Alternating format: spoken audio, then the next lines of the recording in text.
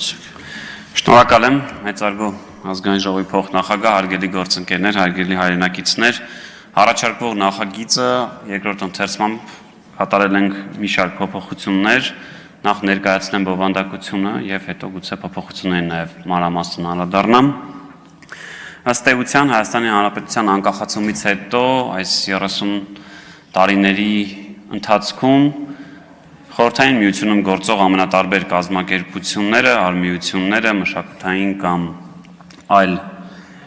կազմակերպությունները անկախացումից հետո պետության կողմից անհատույց ստացել են որոշակի գույք իրենց կանոնադրական նպատակներով, որն է հանրօգուտ գործունեություն ծավալելու նպատակով, բայց ցավոք սրտի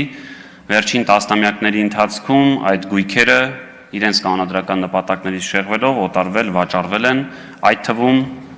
անպաշտպան թողնելով տվյալ կազմակերպությունների շահառուների իրավունքները։ Նախագծով մենք առաջարկում ենք, որ բոլոր այս գույքերը, այսինքն մեզ բոլորիս հայտնի այդ արմիությունները, հասարակական կազմակերպությունները, տարատեսակ միությունները,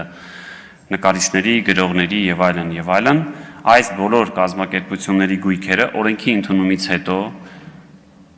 կշարունակեն պատկանել այդ կազմակերպություններին, այսինքն նախագծով սեփականության իրավունքը չի ոտնահարվում, այլ պարզապես դրվում են որոշակի կարգավորումներ, նորից եմ ասում, նախ եւ առաջ պաշտպանելով հանրության շահը։ Մասնավորապես, այս բոլոր կազմակերպությունները իրենց գույքը այսուհետ կկարողանան վաճառել բացառապես իրենց անդամների 2/3 նոտարական վավերացմամբ տրված համաձայնությամբ, ստորագրությամբ, այդ համաձայնությունը ստանալուց հետո նոր հանրային քննարկում պետք է իրականացնեն,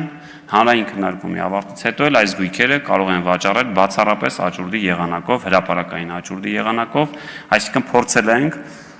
պետությանը պատկանող այս գույքերը, որոնք տարբեր մեխանիզմներով, տարբեր նպատակներով տրվել են այս կազմակերպություններին, շարունակեն ծառայել Հայաստանի Հանրապետության քաղաքացիներին,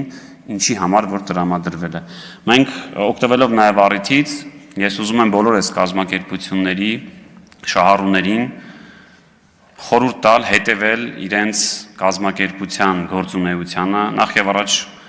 տեղեկացված լինել, արդյոք իրենք շարունակում են լինել տվյալ կազմակերպության անդամ, շահառու եւ պաշտպանելով ձեր հենց իրավունքը, հարգելի քաղաքացիներ, մենք առանց ձեր թույլտվության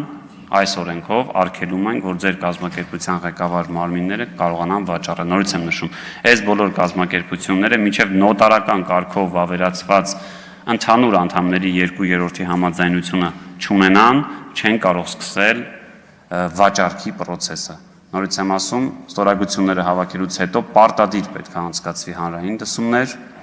հանրային դասումների ավարտից հետո այս գույքերը պետք է վաճառվեն հրապարակային աճուրդով, հրապարակային սակարկումների մասին օրենքով։ Սա ըստ էության մեր կարծիքով